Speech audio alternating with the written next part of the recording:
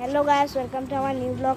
আজি আমাৰ জন্মাষ্টমী উপলক্ষে আমাৰ লক্ষ্মী 1 নং খামতবাৰী লক্ষ্মী মন্দিৰত আমাৰ সাফা আমাৰ মা খুৰীহতে আৰু আমাৰ বাইদেউ সাফা কৰি আছে।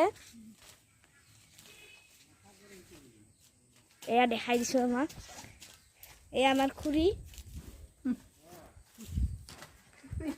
এয়া আমাৰ বাইদেউ এই অলপ লাজ কৰে। এয়া আমাৰ মা। আজি আমার লক্ষ্মী মন্দির উপরে আমার নাম হব আজি।